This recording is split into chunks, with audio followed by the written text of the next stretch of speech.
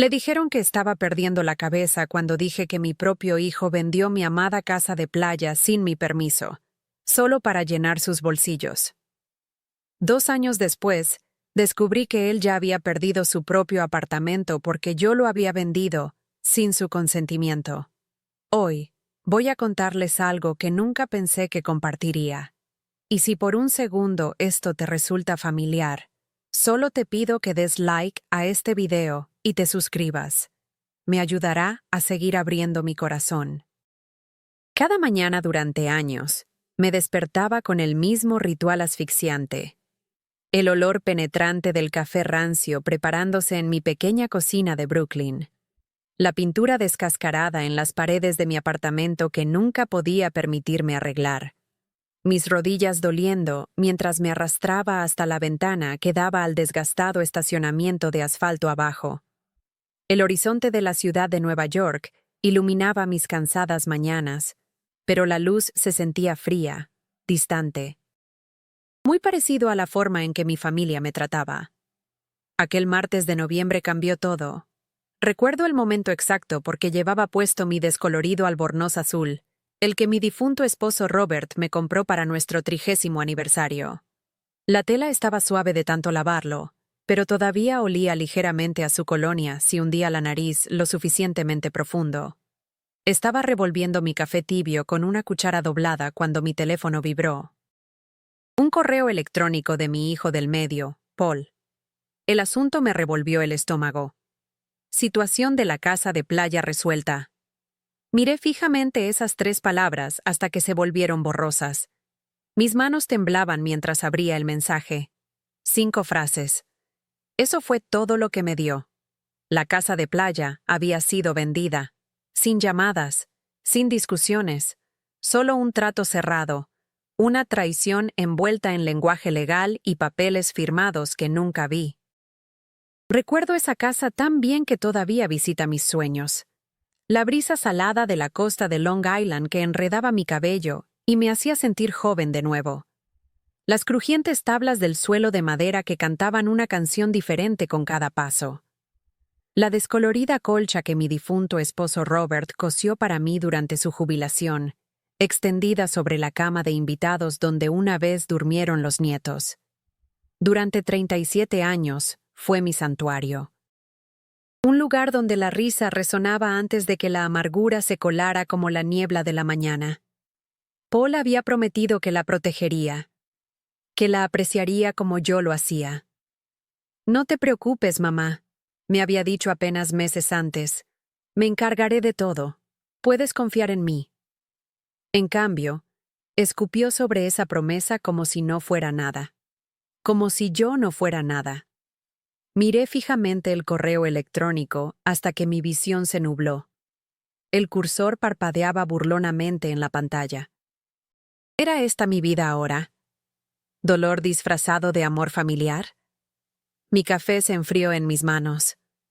Afuera, la ciudad de Nueva York zumbaba con su caos habitual. Pero dentro de mi pequeño apartamento, el silencio era ensordecedor. Esa casa de playa no era solo una propiedad. Era una promesa que le hice a mi difunto esposo Robert, de que nuestra familia siempre tendría raíces, sin importar cuán caótica se volviera la vida en la ciudad. Todavía puedo ver sus manos desgastadas mientras pintaba las contraventanas aquel último verano. Este lugar nos mantendrá unidos, Helen, susurró, su voz ya debilitada por la enfermedad que se lo llevaría 6 meses después. Prométeme que lucharás por él. Mantuve esa promesa. Durante 15 años después de su muerte, la mantuve. Toda mi vida, di y di. Dinero para el alquiler de sus crecientes apartamentos en Nueva York, cuando luchaban con sus carreras. Cenas cocinadas con manos cansadas después de largos turnos en el hospital, con la espalda dolorida mientras permanecía de pie sobre la estufa preparando sus comidas favoritas. Perdón por las palabras duras cuando se olvidaban de llamar o visitar. Silencio cuando me trataban como una inconveniencia en lugar de como la mujer que los trajo al mundo. Recuerdo los fríos silencios que llenaban mi sala durante las visitas familiares. Las líneas tensas de la mandíbula cada vez que mencionaba el dinero o pedía ayuda con pequeñas cosas. Mi hijo Paul una vez me regañó aquí mismo en esta cocina. Mamá, no soy un caso de caridad. Deja de tratarme como tal. Sus palabras me hirieron profundamente porque no lo estaba tratando como caridad. Lo estaba tratando como a mi hijo. Hay una diferencia, aunque aparentemente él no podía verla. No entiendes, mamá, me susurró mi hija Sara una vez después de que Paul salió furioso. Paul está bajo mucha presión con su negocio. No tiene la intención de sonar tan duro. Pero las palabras duras repetidas con suficiente frecuencia se convierten en la verdad de una persona. Comencé a cuestionarme a mí misma. ¿Era solo un cajero automático para una familia que me veía como un fondo sin fin? Tal vez estaba demasiado ciega, demasiado desesperada por su amor para ver sus verdaderos colores. Las señales siempre estuvieron ahí. Simplemente elegí ignorarlas. Los cumpleaños pasaban sin mención, excepto por apresuradas llamadas telefónicas que se sentían más como obligaciones que celebraciones. Mi cumpleaños 74 llegó y pasó sin una sola tarjeta. Cuando se lo mencioné a Sara, ella suspiró. Mamá, sabes que estamos ocupados. Podemos celebrar el próximo mes. El próximo mes nunca llegó. Las enfermedades eran descartadas como solo la vejez desgastándome. Cuando me fracturé la muñeca al caer por las escaleras del metro el octubre pasado, llamé a cada uno de mis 3 hijos. Paul estaba demasiado ocupado con una reunión con un cliente. Sara tenía la práctica de fútbol de los niños. Danny, mi hijo menor, ni siquiera devolvió mi llamada. Me llevé a mí misma a emergencias, me senté sola durante 7 horas, y tomé un taxi a casa con el brazo en cabestrillo. Las palabras del doctor todavía resuenan en mis oídos. El aislamiento arriesga su salud más que la caída, señora Patterson. ¿Tiene apoyo familiar? Mentí y dije que sí. La soledad se coló como el frío del invierno, filtrándose a través de las grietas de mi determinación. Me sentaba en mi gastado sillón, viendo cómo las sombras se alargaban por el suelo de mi sala, preguntándome cuándo me volví invisible para las personas que más amaba. El apartamento se sentía más pequeño cada día, las paredes cerrándose con recuerdos de tiempos más felices cuando este lugar bullía con las risas de los niños y cenas familiares. Pero fue la llamada telefónica del administrador del apartamento lo que casi destrozó la poca compostura que me quedaba. Era un lluvioso jueves por la mañana de marzo. Estaba organizando viejas fotografías, tratando de dar sentido a décadas de recuerdos, cuando sonó mi teléfono. Señora. Patterson. Soy Mike de Sterling Property Management. Le llamo sobre el apartamento de su hijo Paul en East 89th Street. Mi corazón se detuvo. Paul había vivido en ese apartamento durante 8 años.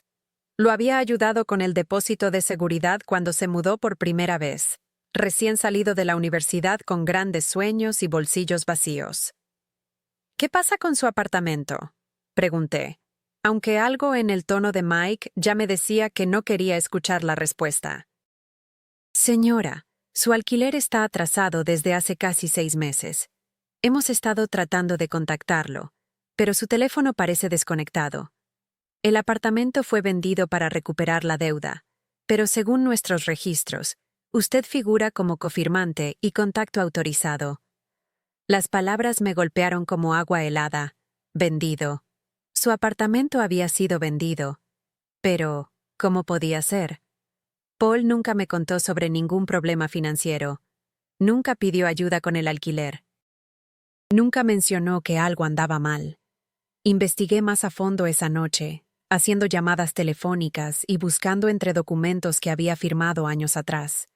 Lo que encontré hizo temblar mis manos con algo entre rabia y desolación. El apartamento había sido vendido silenciosamente 3 meses antes que mi casa de playa. Un frío contrato con mi firma autorizando la venta para recuperar deudas impagas. Lo había firmado, sí. Pero solo porque estaba desesperada por recuperar dinero que le había prestado a Paul a lo largo de los años. Dinero que prometió devolver. dinero que desapareció en el vacío de sus fallidos emprendimientos comerciales. Y él no lo sabía. No hasta ahora. No hasta este momento cuando la verdad se derrumbaba sobre ambos como un castillo de naipes en un huracán. Grité en el silencio de mi sucia cocina. Mi voz se quebró y resonó en el techo manchado de agua. El sonido que salió de mí no era humano.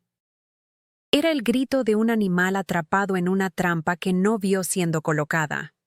Mis manos temblaban tan violentamente que la taza de porcelana que sostenía se deslizó de mis dedos y se hizo añicos contra el suelo de linóleo. Los pedazos se dispersaron como mis ilusiones, fragmentos afilados de lo que solía estar entero. Lágrimas silenciosas trazaron las gastadas líneas de mis mejillas. Líneas talladas por años de sonreír cuando quería gritar, reír cuando quería llorar, dar cuando debería haber estado recibiendo. Por primera vez en décadas pensé, no más, no así. Pero incluso mientras las palabras se formaban en mi mente, el miedo me agarró con dedos helados. Estaba sola. Completa y totalmente sola. ¿Quién más cuidaría de mí si les decía que no? ¿Quién me visitaría cuando estuviera enferma? ¿Quién recordaría mi cumpleaños o llamaría para verificar si todavía respiraba? El miedo era asfixiante. Peor que la traición. Peor que las mentiras. Porque a los 74 años, empezar de nuevo parece imposible. El mundo fuera de mi apartamento parecía vasto y hostil, lleno de gente más joven que se movía más rápido, hablaba más fuerte y no tenía paciencia para una anciana que solo intentaba entender cómo su vida se había vuelto tan pequeña. Esa noche, guardé los viejos álbumes de fotos. Fotos de vacaciones familiares, ceremonias de graduación, mañanas de Navidad cuando mis hijos todavía me miraban con amor en lugar de cálculo. No podía soportar ver sus sonrientes rostros sabiendo lo que ahora sabía. Las fotos fueron a una caja de cartón, junto con las ilusiones que había llevado durante demasiados años. Miré largamente mi reflejo en el agrietado espejo del baño. El rostro de una anciana me devolvía la mirada, lleno de arrepentimientos y tormentas ocultas. 74 años de vida. ¿Y para qué? ¿Para ser descartada como el periódico de ayer cuando ya no era útil? Pero algo centelleó en mis ojos esa noche. Algo que no había visto en años. Enojo. Enojo puro y limpio que quemó la duda de mí misma. No estaba loca. No estaba perdiendo la cabeza.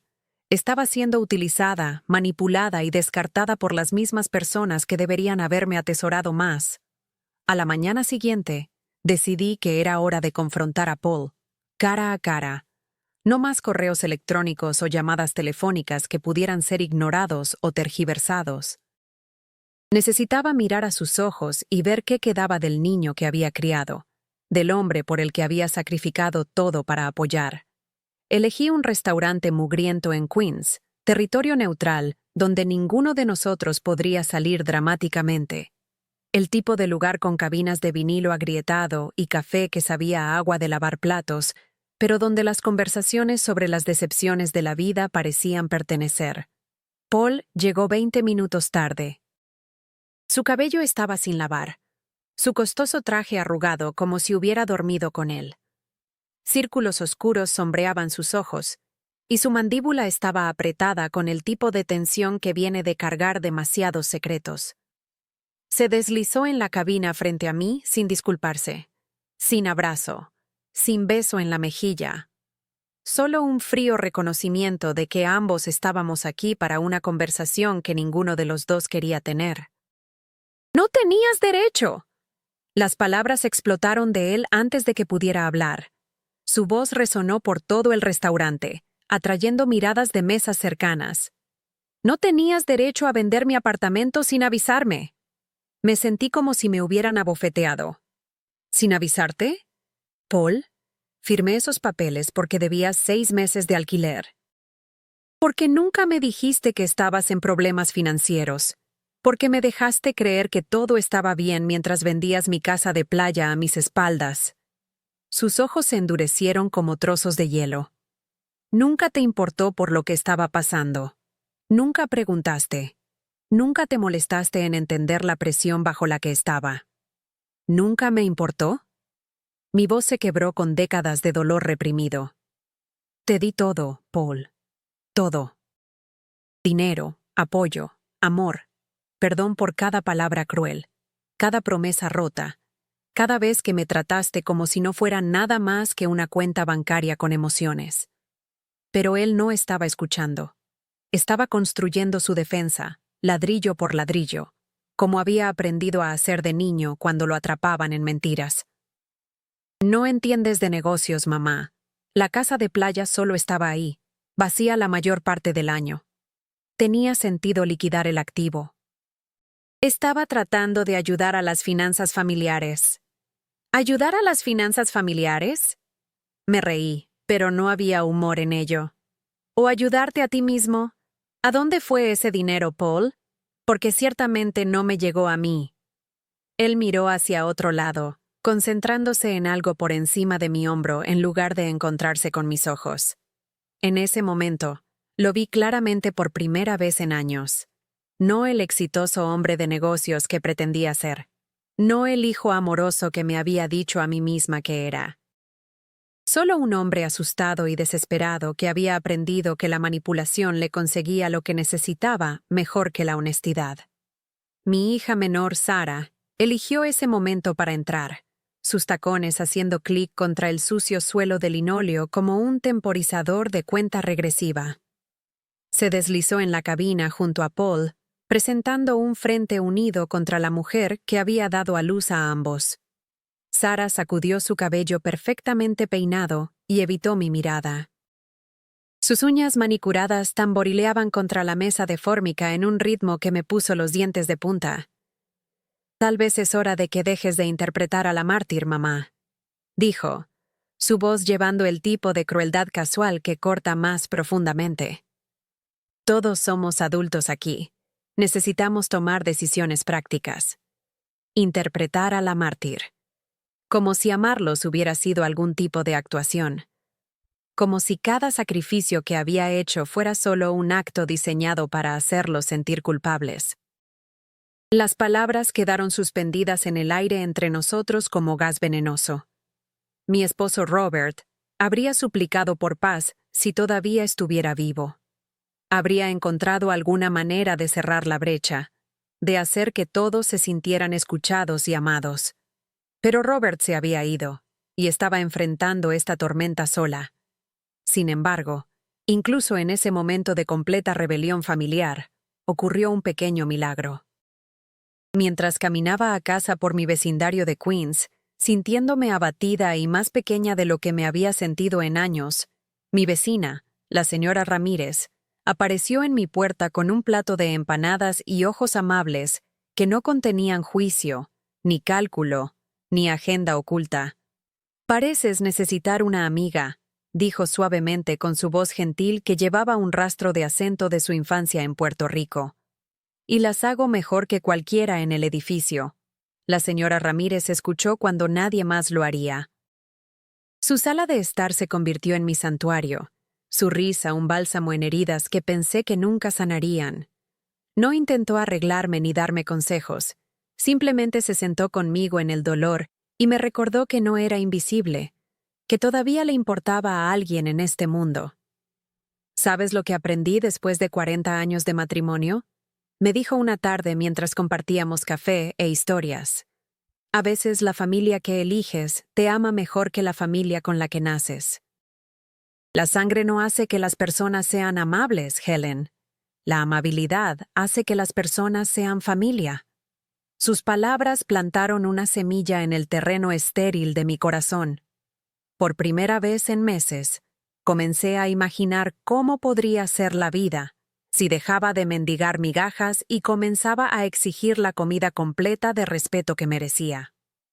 A la mañana siguiente, mi teléfono vibró con el mensaje de texto habitual de Paul pidiendo dinero.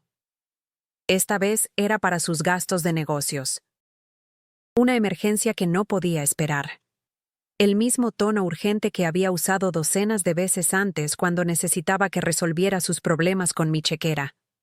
Miré el mensaje durante mucho tiempo. Mi dedo se cernía sobre el teclado mientras la memoria muscular casi escribía «¿Cuánto necesitas?». Pero algo había cambiado durante la noche. Algún interruptor interno había pasado de la desesperación a la determinación. «No», escribí. Mis manos temblaban, pero mi resolución era firme. Solo una palabra. Simple, limpia, final. La respuesta llegó de inmediato. 3 párrafos de manipulación emocional. ¿Cómo podía abandonarlo cuando más me necesitaba? ¿No me importaba el bienestar de su familia? ¿Era realmente tan egoísta que dejaría que el orgullo se interpusiera entre nosotros? Leí cada palabra. Sentí la familiar punzada de culpa que me había controlado durante tantos años. Pero esta vez, algo era diferente. Esta vez, la culpa se sentía extraña, como un abrigo que ya no quedaba bien. Eliminé su mensaje sin responder. El poder que les había dado me estaba dejando seca, y finalmente estaba lista para cerrar el grifo. Esa tarde, caminé al Centro de Ayuda Legal de Brooklyn. Fue un largo viaje en metro, y mi artritis hizo que el camino desde la estación fuera desafiante. Pero necesitaba estar allí en persona. Necesitaba ver las caras de las personas que me ayudarían a proteger lo poco que me quedaba.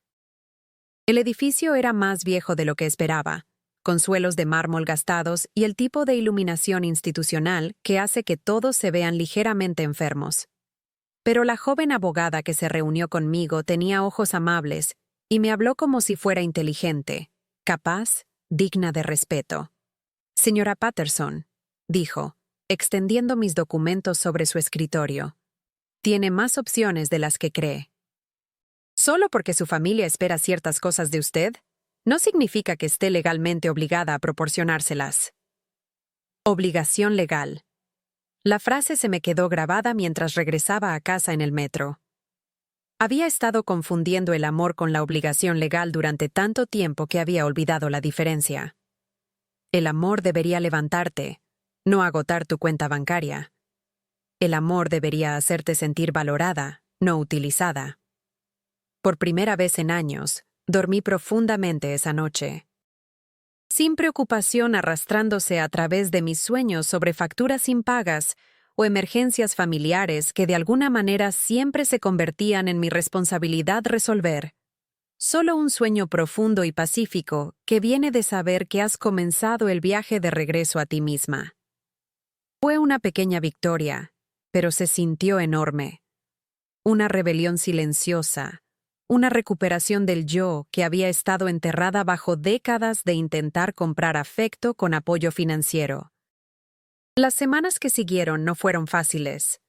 Paul llamó repetidamente, sus mensajes pasando por la ira, la negociación y los intentos de manipulación emocional. Sara envió largos correos electrónicos sobre la lealtad familiar y la importancia de ayudarnos mutuamente en tiempos difíciles. Danny, mi hijo menor que raramente me contactaba de todos modos, de repente se interesó mucho en mi bienestar, llamando para verificar mi estado mental y sugiriendo que podría necesitar ayuda profesional por mi reciente comportamiento errático. Pero me mantuve firme. La señora Ramírez me recordaba durante nuestras sesiones de café por la tarde que decir no a la falta de respeto no era lo mismo que decir no al amor. El amor real no viene con facturas, Helen, solía decir, su cálida mano cubriendo la mía. El amor real no te hace sentir pequeña. La transformación no fue dramática ni repentina. Sucedió en pequeños momentos esparcidos a lo largo de días ordinarios. La mañana en que me di cuenta de que no había revisado ansiosamente mi teléfono en busca de mensajes de crisis. La tarde que pasé leyendo una novela en lugar de equilibrar chequeras para hijos adultos que deberían estar manejando sus propias finanzas. La noche que cociné la cena para una y disfruté cada bocado sin sentirme culpable por no preparar porciones extra para miembros de la familia que podrían pasar esperando ser alimentados. La primavera llegó a Brooklyn con su habitual mezcla de esperanza y escepticismo. Los árboles en mi calle florecieron tentativamente, como si no estuvieran completamente seguros de que el invierno realmente había terminado. Me sentía de la misma manera acerca de mi propia transformación. Esperanzada pero cautelosa. Lista para el cambio, pero consciente de que el cambio real lleva tiempo para echar raíces. Fue entonces cuando decidí que era hora de una confrontación final. No porque les debiera una explicación, sino porque me debía a mí misma la dignidad de expresar mi verdad clara y completamente. Sugerí que nos encontráramos en el viejo restaurante familiar, donde nos habíamos reunido para celebraciones en tiempos mejores. El mismo lugar donde mis hijos habían apagado velas de cumpleaños y compartido historias emocionantes sobre la escuela, amigos y sueños para el futuro. Me pareció apropiado cerrar este capítulo en un lugar donde tantos otros capítulos habían comenzado. Llegué temprano y elegí una cabina en la esquina donde podía ver la puerta. Había traído un sobre conmigo, grueso con documentos legales que representaban meses de trabajo silencioso para proteger mis activos restantes. Papeles que aseguraban que mis ahorros estarían allí para emergencias genuinas, no para ser prestados contra crisis falsas.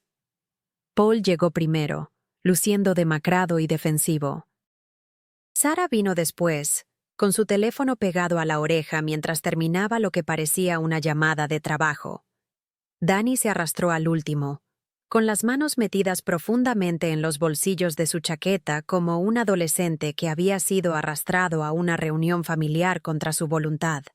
Se organizaron frente a mí en una línea de solidaridad que habría sido conmovedora si hubiera sido motivada por amor en lugar de preocupación financiera. «Mamá, estamos preocupados por ti», comenzó Sara, su voz llevando el tono condescendiente que las personas usan cuando piensan que están tratando con alguien cuya capacidad mental está en cuestión. «Has estado actuando extrañamente últimamente, tomando decisiones que no tienen sentido». Saqué el sobre de mi bolso y lo coloqué sobre la mesa entre nosotros. Sus ojos se fijaron en él como si pudiera contener salvación o condenación, dependiendo de lo que hubiera dentro. «Tienen razón», dije, mi voz firme y clara. «He estado tomando decisiones que no tienen sentido. Durante años, he estado tomando decisiones que priorizan su comodidad sobre mi dignidad, sus deseos sobre mis necesidades, sus problemas financieros sobre mi seguridad financiera». Abrí el sobre y saqué una fotografía desteñida. Era una imagen de todos nosotros en la casa de playa durante lo que ahora sabía que fue nuestra última vacación familiar allí. Todos sonreíamos, con los brazos alrededor unos de otros, bronceados y felices. La imagen de una familia que ya no existía, si es que alguna vez existió realmente. Con manos temblorosas pero un corazón claro, rompí la fotografía por la mitad. Luego por la mitad de nuevo.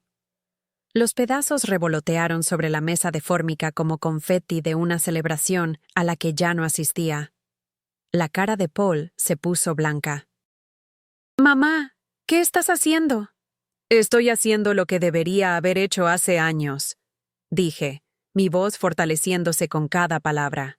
«Estoy eligiendo la realidad sobre la fantasía.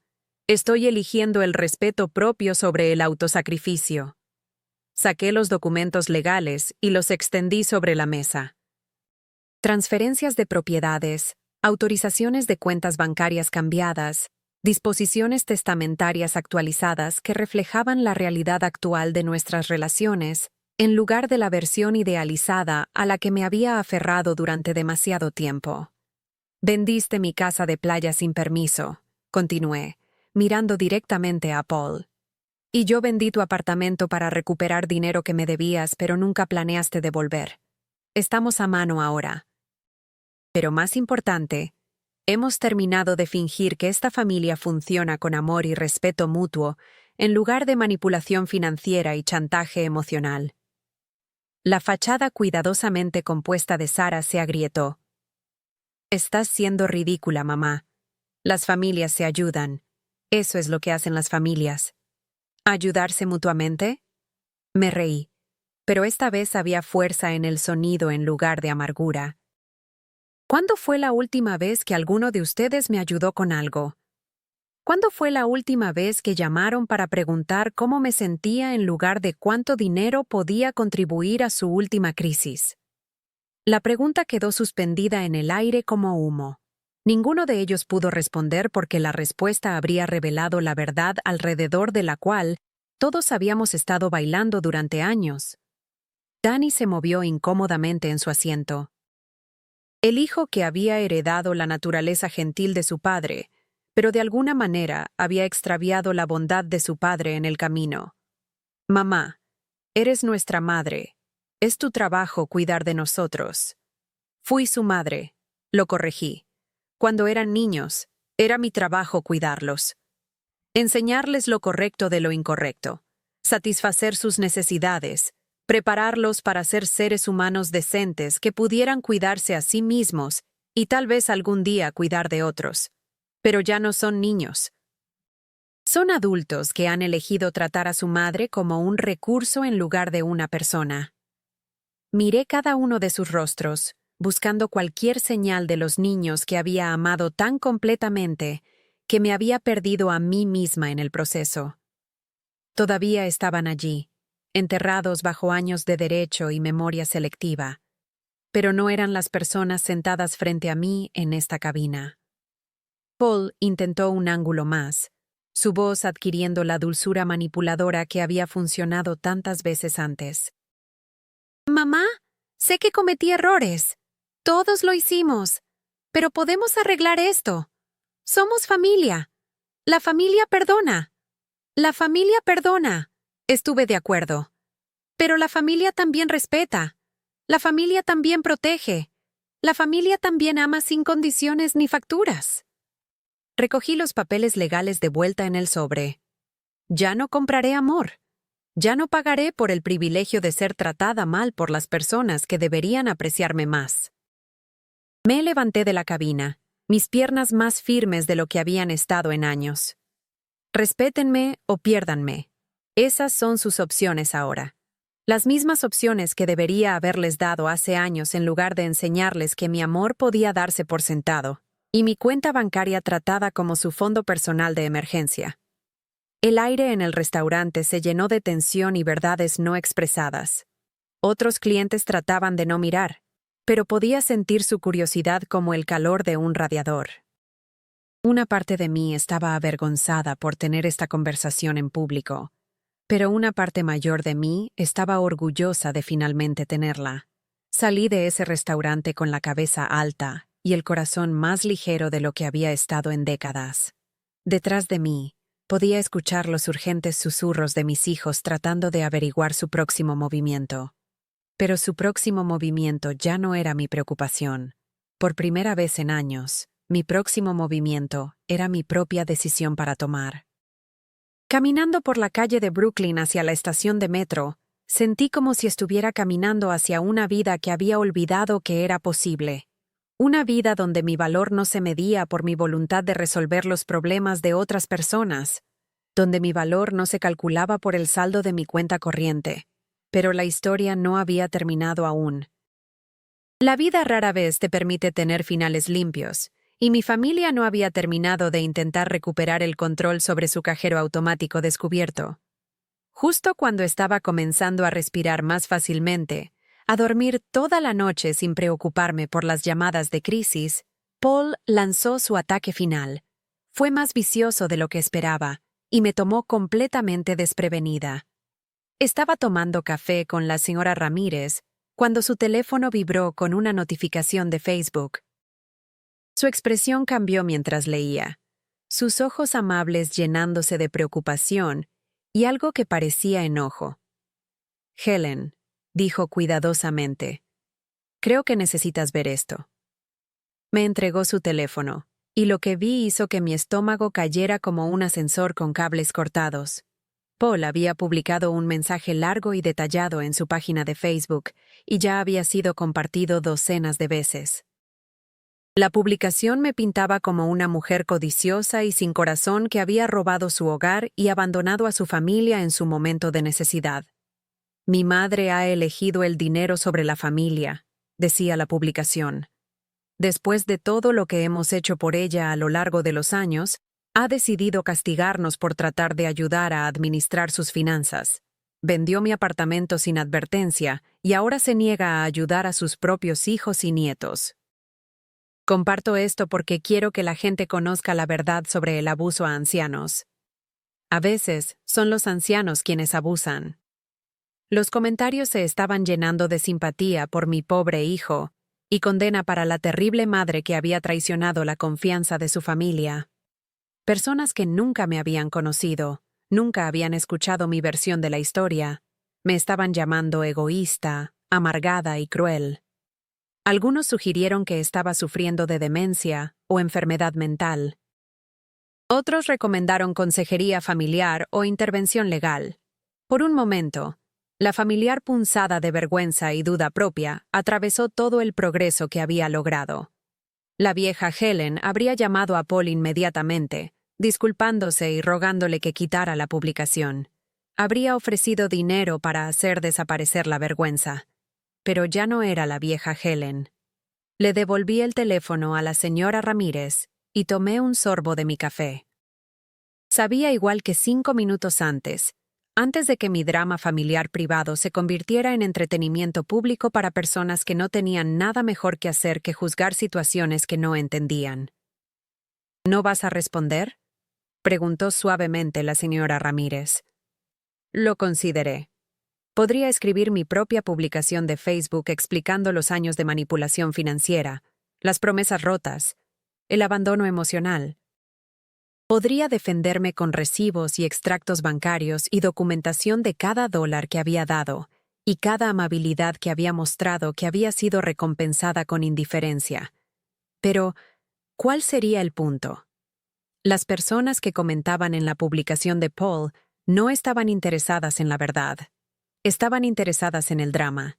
Querían un villano en esta historia, y Paul les había dado uno. Luchar solo alimentaría el fuego y les daría más entretenimiento a mi costa. No, dije, sorprendida por lo tranquila que me sentía. No voy a responder. Este silencio era diferente del silencio en el que había vivido durante años.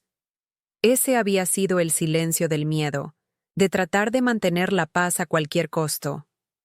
Este era el silencio de la dignidad, de negarse a participar en una actuación diseñada para humillarme. Mi silencio se convirtió en mi armadura, mi poder, mi declaración final.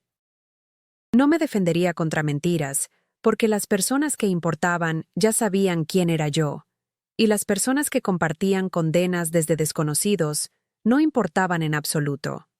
La publicación eventualmente desapareció en el desplazamiento interminable de la indignación en las redes sociales, reemplazada por escándalos más nuevos y controversias más frescas. Pero había servido al propósito de Paul. Era su intento final de castigarme por elegir el respeto propio sobre el autosacrificio, su última manipulación para tratar de forzarme de nuevo al papel de mártir familiar y recurso financiero. No funcionó. Si acaso, confirmó que había tomado la decisión correcta. Un hijo que realmente amaba a su madre no intentaría humillarla públicamente. Un hombre con un carácter genuino no mentiría a extraños para ganar simpatía por sus propias malas decisiones. Esa noche, me miré de nuevo en el espejo del baño. El mismo cristal agrietado, la misma cara de 74 años. Pero algo fundamental había cambiado. La mujer que me devolvía la mirada había sobrevivido a lo peor que sus propios hijos podían ofrecer y descubrió que era más fuerte de lo que jamás había imaginado. La tormenta había pasado y yo seguía en pie. La primavera se convirtió en verano y con el aliento de la señora Ramírez hice algo que había estado posponiendo durante décadas. Me uní a una clase comunitaria de artes en el centro local para personas mayores, algo que siempre había querido probar, pero nunca había tenido tiempo para cuando estaba demasiado ocupada resolviendo los problemas de todos los demás.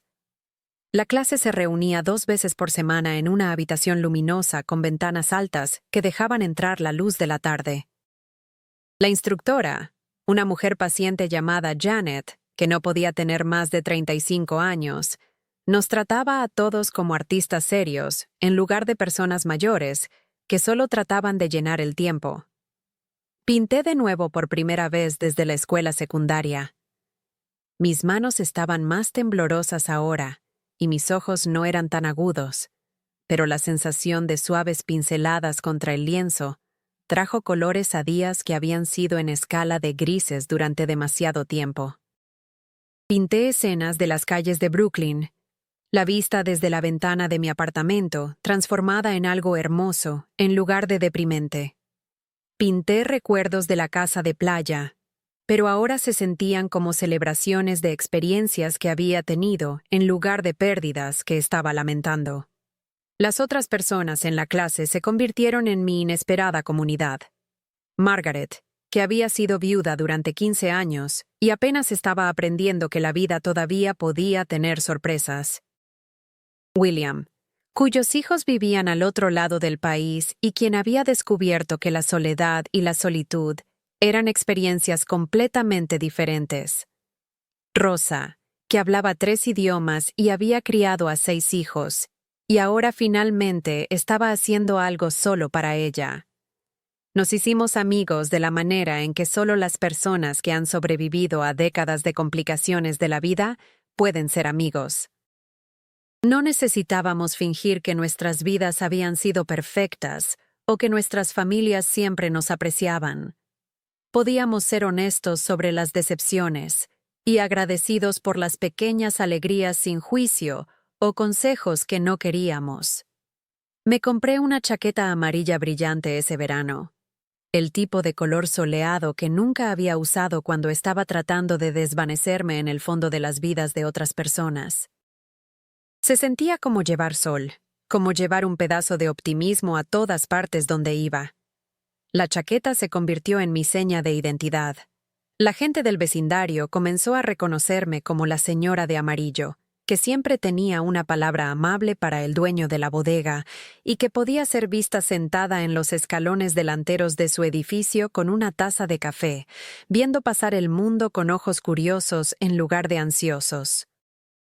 Una tarde a finales de agosto, cuando regresaba de la clase de arte con un lienzo todavía húmedo de pintura, encontré a Sara esperando en los escalones de la entrada. Se veía más pequeña de lo que recordaba, su ropa de diseñador de alguna manera haciéndola parecer más frágil en lugar de más impresionante. «Hola, mamá», dijo en voz baja, poniéndose de pie mientras me acercaba. «¿Podríamos hablar?»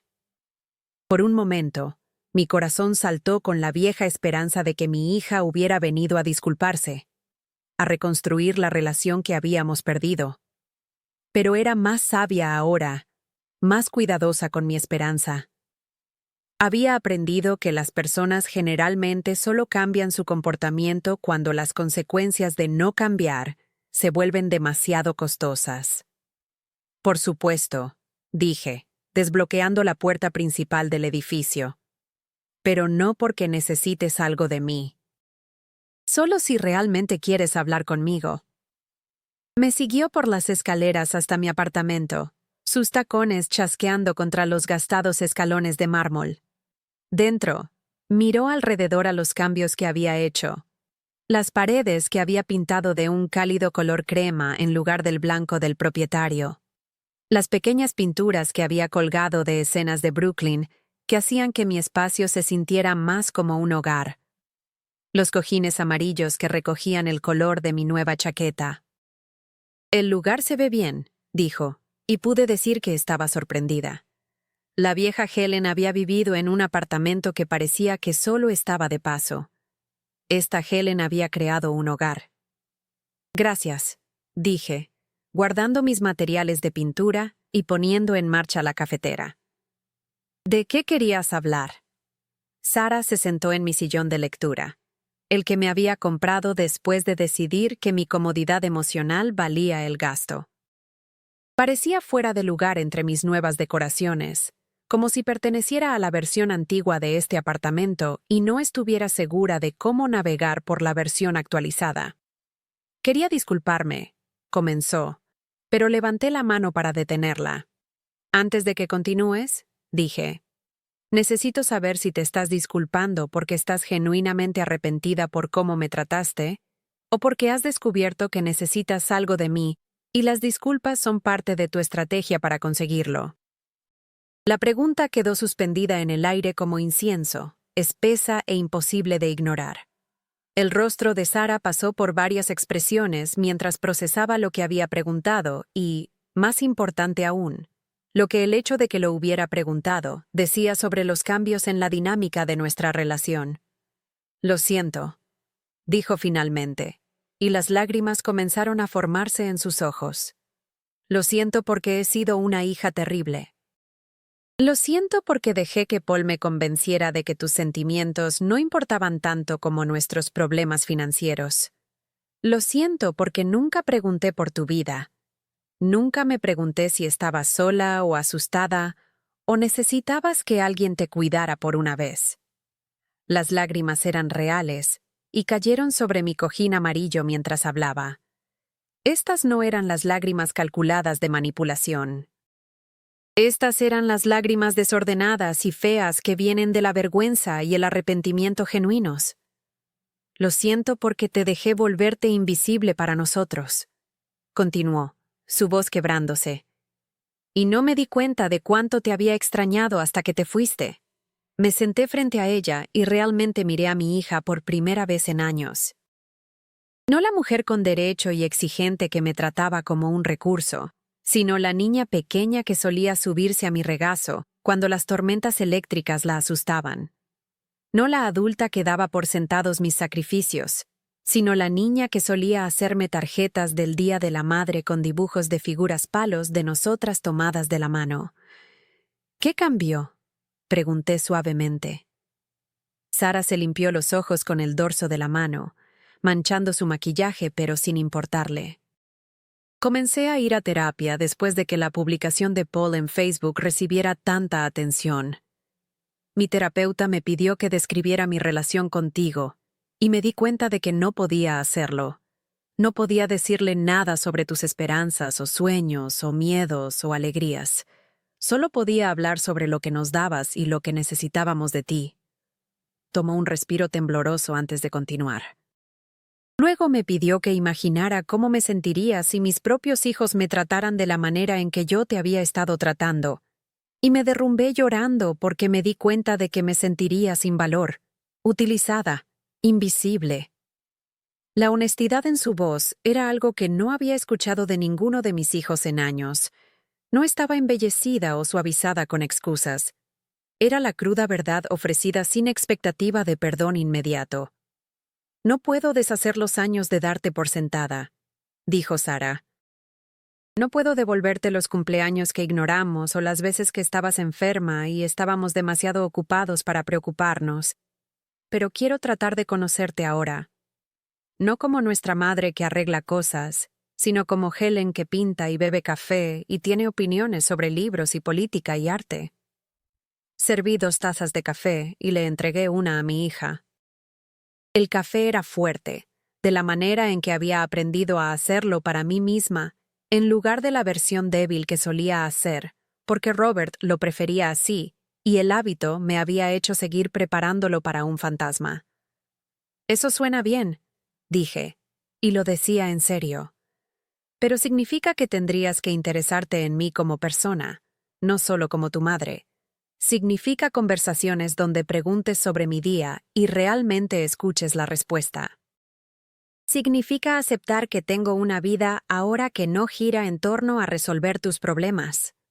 Me gustaría eso, dijo Sara. Realmente me gustaría eso. Hablamos hasta que el sol se puso sobre Brooklyn, pintando las paredes de mi apartamento en tonos de naranja y rosa que habrían hecho hermosos temas de pintura. Sara me contó sobre su matrimonio, sus luchas con sentirse insatisfecha, a pesar de tener todo lo que pensaba que quería. Le conté sobre mi clase de arte, sobre la amistad de la señora Ramírez, sobre la paz que había encontrado al ponerme a mí misma primero por primera vez en mi vida adulta. No fue una reconciliación de cuento de hadas. Se había hecho demasiado daño para eso. Pero fue un comienzo. un pequeño brote verde de posibilidad creciendo a través del concreto agrietado. Sara comenzó a llamar todos los domingos por la tarde, no cuando necesitaba algo, sino solo para saludar. Nuestras conversaciones fueron tentativas al principio, como dos personas aprendiendo un nuevo idioma juntas, pero gradualmente se volvieron más naturales, más genuinas. Vino a una de mis clases de arte y conoció a mis amigos. Parecía sorprendida de descubrir que yo tenía amigos, que era capaz de ser interesante para personas que no compartían mi ADN. Paul y Danny no siguieron el ejemplo de Sara. Paul desapareció completamente después de que su campaña de Facebook no lograra volver a ponerme en línea. Danny hizo algunos intentos incómodos de contacto, pero se sentían obligatorios en lugar de sinceros. Deseaba que las cosas pudieran haber sido diferentes, pero ya no estaba dispuesta a comprar su afecto, y ellos no estaban interesados en darlo libremente. Las fiestas de ese año fueron diferentes.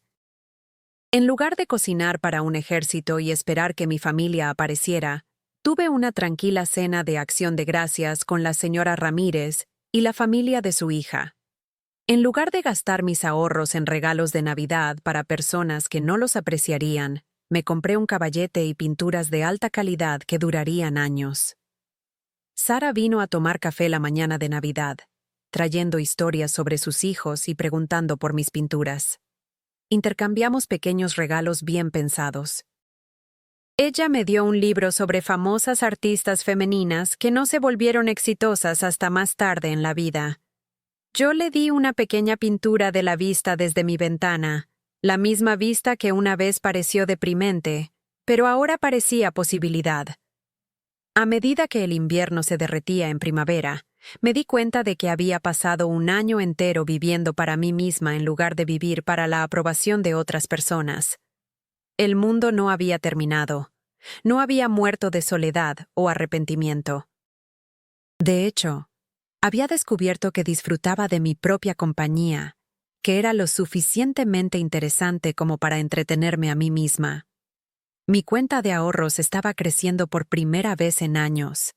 Sin el constante drenaje de emergencias familiares y préstamos inducidos por la culpa, realmente podía planificar mi futuro en lugar de simplemente sobrevivir crisis tras crisis. Comencé a pensar en viajes que quería hacer, museos de arte que siempre había querido visitar, libros que quería leer sin interrupciones, personas que me gustaría conocer en mis años restantes. La casa de playa se había ido, pero mis recuerdos de los buenos tiempos allí estaban intactos. El dolor de perderla se había transformado en otra cosa. Alivio, tal vez. O libertad de la carga de tratar de aferrarse a algo que ya se había perdido en el momento en que mi familia comenzó a verlo como una mercancía en lugar de un santuario. Una tarde de mayo, casi un año después de la confrontación en el restaurante, estaba sentada en los escalones delanteros de mi edificio, con mi chaqueta amarilla, disfrutando del café y observando a la gente, cuando una joven se detuvo frente a mí. «Disculpe», dijo. «¿Es usted la artista? Mi vecino dijo que hay una mujer en este edificio que toma clases de arte y pinta hermosos cuadros del vecindario». La pregunta me sorprendió. «¿Artista?» Nadie me había llamado artista antes. En mi mente, los artistas eran otras personas más jóvenes, personas con más talento. Pero aquí había una extraña identificándome por mi arte, en lugar de por mis relaciones o decepciones o errores pasados. «Tomo clases de arte», dije cuidadosamente. No me llamaría a mí misma artista. «¿Se llamaría pintora?», preguntó sonriendo. «Sí, supongo que sí». «Entonces es una artista», dijo simplemente. «Estoy abriendo una pequeña galería en el vecindario y estoy buscando artistas locales que capten el espíritu de Brooklyn. ¿Estaría interesada en mostrar algo de su trabajo?». Casi me reí. La idea era absurda, pero luego pensé en las pinturas apiladas en mi armario, las escenas callejeras y vistas de apartamentos que había estado creando solo por la alegría de hacer algo hermoso. ¿Por qué no deberían ser vistas por otras personas? «Podría estar interesada», dije, sorprendiéndome a mí misma. Su nombre era Carmen, y apenas tenía 30 años con el tipo de energía entusiasta que podría haberme molestado si no fuera tan genuina. Subió a mi apartamento y revisó mis pinturas con la seriedad de alguien que realmente entendía de arte. «Estas son maravillosas», dijo, sosteniendo una pintura de niños jugando en la calle, mientras sus madres observaban desde las escaleras de incendio. «Ha capturado algo real aquí, algo honesto. Honesto». Esa palabra se quedó conmigo mientras Carmen seleccionaba 5 pinturas para la inauguración de su galería. Honesto era exactamente lo que había estado aprendiendo a ser. Honesta sobre mis necesidades, mi valor, mi derecho a ocupar espacio en el mundo. La inauguración de la galería fue un jueves por la tarde en junio. Llevaba mi chaqueta amarilla y un nuevo par de pendientes que me había comprado solo porque me hacían sentir bonita. Sara vino, trayendo flores y entusiasmo genuino, por ver el arte de su madre expuesto como si importara. La señora Ramírez estaba allí con toda su familia, diciendo orgullosamente a todos que yo era su amiga y vecina. Mis amigos de la clase de arte vinieron, y nos paramos frente a mis pinturas como si todos fuéramos artistas famosos en el Museo Metropolitano. Algunas personas compraron mis pinturas. Extraños me dieron dinero por cuadros que había creado, valorando algo que había hecho lo suficiente como para querer llevarlo a casa. Se sentía surrealista y maravilloso, y como una forma de validación que nunca había experimentado antes. Pero el momento más importante llegó cuando estaba parada sola frente a mi pintura favorita. Era la vista desde la ventana de mi apartamento, pero transformada con colores cálidos y luz suave que hacía que la escena ordinaria pareciera mágica. Una mujer más o menos de mi edad se detuvo a mi lado y miró la pintura durante un largo momento. «Esto se siente como un hogar», dijo en voz baja, como si alguien que ama este lugar lo hubiera pintado. Tenía razón, lo había pintado con amor. Amor por mi vecindario, mi comunidad, mi pequeño apartamento que se había convertido en un santuario en lugar de una prisión. Amor por la vida que había construido después de decidir que valía la pena construir una vida para mí. «Realmente amo este lugar», le dije. Me tomó mucho tiempo darme cuenta, pero lo hago. Esa noche, volví a casa a mis paredes pintadas y cojines amarillos, mi caballete y mi pila de pinturas terminadas. Me hice una taza de café y me senté en mi sillón de lectura, mirando la escena callejera de Brooklyn que había pintado docenas de veces. 6 meses después, me siento junto a mi ventana mientras la nieve de diciembre comienza a caer sobre las calles de Nueva York abajo. El café en mis manos está caliente y fuerte, hecho exactamente como me gusta. La luz del sol se filtra a través de cortinas transparentes que compré porque hacían que la habitación se sintiera más suave, más acogedora. La casa de playa se ha ido, vendida sin mi permiso, pero ya no una fuente de dolor diario. El apartamento de Paul también fue vendido. Una decisión práctica que me liberó de la carga de ser responsable de sus errores financieros. Estas pérdidas, que una vez se sintieron devastadoras, se han transformado en otra cosa. Liberación. Liberación del agotador trabajo de tratar de mantener unida a una familia que había elegido verme como un recurso en lugar de como una persona. La Galería de Carmen se ha convertido en un lugar regular para mi trabajo. Tengo 3 pinturas en exhibición ahora mismo, y 2 de ellas se han vendido esta semana. La gente paga dinero por la belleza que he creado, una validación que nunca esperé recibir en la 8ª década de mi vida. Sara llama todos los domingos y visita 2 veces al mes. Nuestra relación no es perfecta, pero ahora es real de una manera que nunca lo fue cuando estaba construida sobre la obligación y la dependencia financiera. Ella pregunta por mi arte, mis amigos, mis pensamientos sobre libros y películas y eventos actuales. Me ve como Helen primero y su madre en segundo lugar, lo que resulta ser una dinámica mucho más saludable para ambas. Paul y Danny se han desvanecido en recuerdos ocasionales, como fotografías guardadas en un cajón que raramente abro. Desearía que las cosas hubieran sido diferentes, pero ya no estoy dispuesta a sacrificar mi paz por su comodidad emocional. La señora Ramírez y yo tomamos café 3 veces por semana ahora. Nos hemos convertido en el tipo de amigas que no necesitan llenar cada silencio con palabras, que pueden sentarse amigablemente leyendo libros o viendo desarrollarse la vida callejera debajo de nuestras ventanas. Ella me está enseñando a cocinar comida puertorriqueña y yo le estoy enseñando a pintar. Ambas estamos en nuestros 70 años y todavía aprendiendo cosas nuevas sobre nosotras mismas y la una de la otra. Mis amigos de la clase de arte se han convertido en mi familia elegida, las personas que celebran mis pequeñas victorias y me comprueban cuando no me siento bien. Cenamos juntos una vez a la semana y estamos planeando un viaje grupal a Filadelfia para ver un museo de arte que ninguno de nosotros ha visitado antes. Duermo profundamente ahora, sin la ansiedad que solía mantenerme despierta preocupándome por crisis familiares que de alguna manera siempre se convertían en mis emergencias para resolver. Mi cuenta de ahorros crece un poco cada mes. Dinero que puedo gastar en mí misma sin culpa o cuidadosa justificación. La chaqueta amarilla se ha convertido en mi pieza distintiva, pero he añadido otros colores brillantes a mi guardarropa también. Bufandas rojas y suéteres morados y pendientes que capturan la luz cuando giro la cabeza. Me visto para mí misma ahora, no para desvanecerme en el fondo o evitar la atención. El espejo en mi baño todavía tiene la misma grieta, pero la mujer que me devuelve la mirada ha cambiado completamente. Ahora hay luz en sus ojos, confianza en su postura. Parece alguien que importa, que ocupa espacio en el mundo sin disculpas.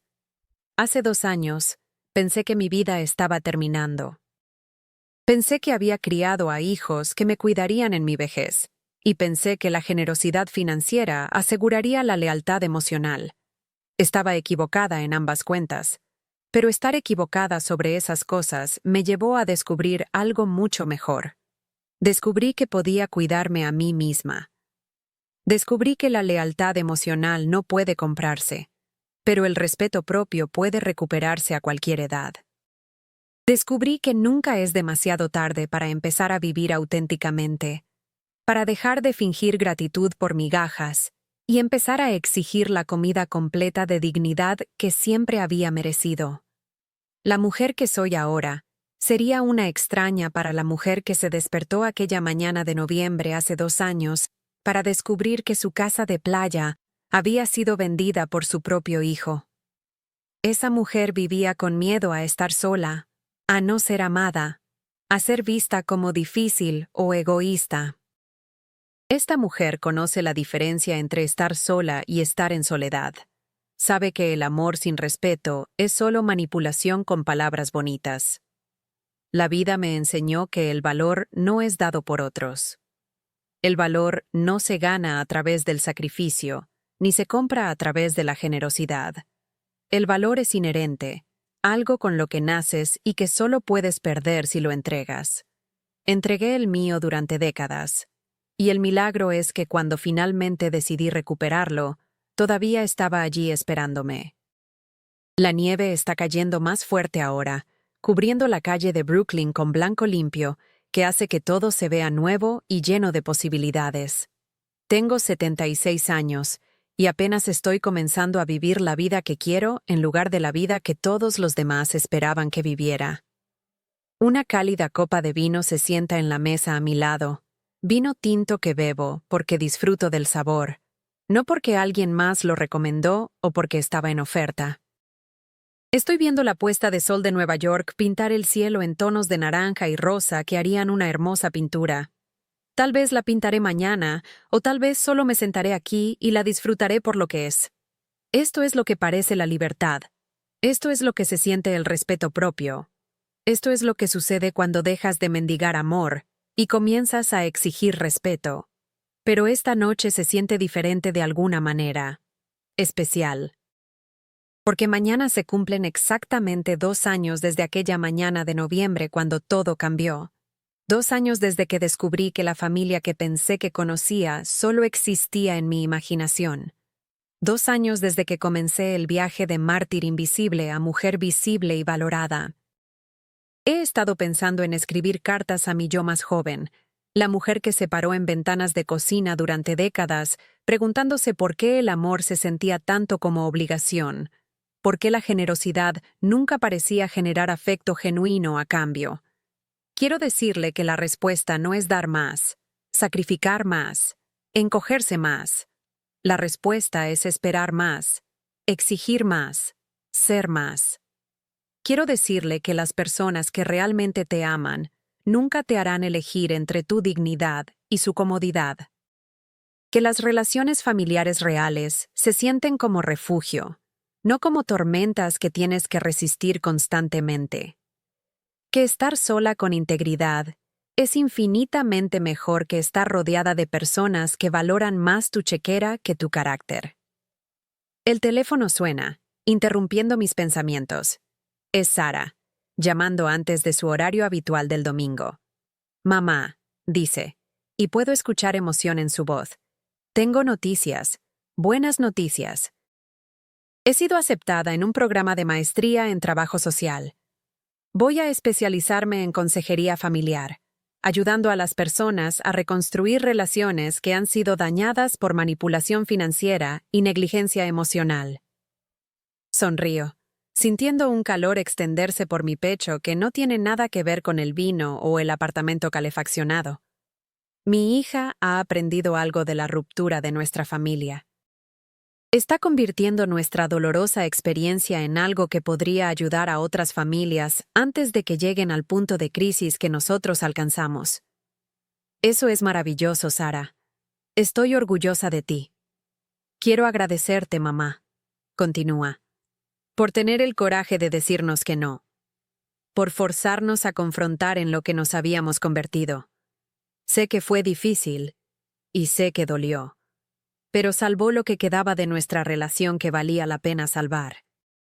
Después de colgar, me siento tranquilamente en el crepúsculo que se junta, pensando en los inesperados regalos que a veces vienen envueltos en los paquetes más dolorosos.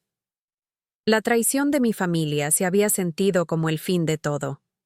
En cambio, se convirtió en el comienzo de descubrir quién era yo debajo de todos los roles que había estado interpretando, todas las expectativas que había estado cumpliendo, todo el amor que había estado comprando con mi propia disminución. La nieve ha cubierto completamente la calle ahora, amortiguando los sonidos habituales de la ciudad y creando una sensación de aislamiento pacífico que ya no me asusta. Recuerdo lo aterrorizada que solía estar de momentos tranquilos como este, cuando no había crisis que resolver, ninguna emergencia que financiar, ningún drama familiar que navegar. El silencio solía sentirse como evidencia de mi fracaso, prueba de que no era necesaria o deseada. Ahora entiendo que el silencio es donde te encuentras a ti misma, donde descubres lo que realmente piensas y sientes cuando no estás actuando para una audiencia, donde te das cuenta de que tu propia compañía puede ser la compañía más reconfortante de todas. Mañana me despertaré y prepararé café exactamente como me gusta. Me pondré colores brillantes que me hagan sentir viva. Caminaré a mi clase de arte y pasaré 2 horas pintando algo que existe solo porque quiero que exista, no porque sirve al propósito de alguien más o satisface las necesidades de alguien más.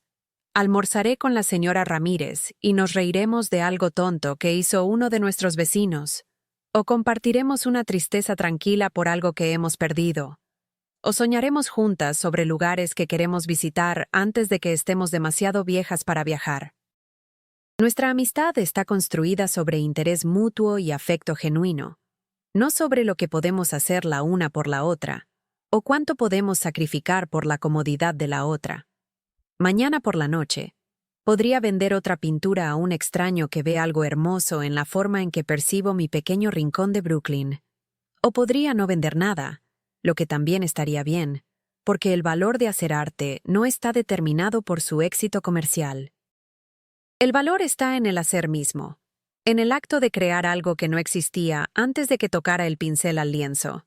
Y tal vez, si me apetece, llamaré a Sara y le preguntaré sobre sus clases, su esposo, sus hijos que son mis nietos, pero que apenas ahora estoy aprendiendo a conocer como personas individuales, en lugar de extensiones de las necesidades y problemas de sus padres. O tal vez no llamaré a nadie. Tal vez solo me sentaré aquí en mi hermosa vida, leyendo un libro que me interese, o viendo caer la nieve en la calle que he aprendido a amar, bebiendo vino que sabe bien, y vistiendo ropa que me hace feliz, y existiendo en el acto radical de ser suficiente, exactamente como soy. Esto es lo que nunca entendí durante todos esos años de tratar de ganarme el amor a través de dar sin fin. Las personas que están destinadas a estar en tu vida querrán estar allí contigo tal como eres, no como te presentas a ser.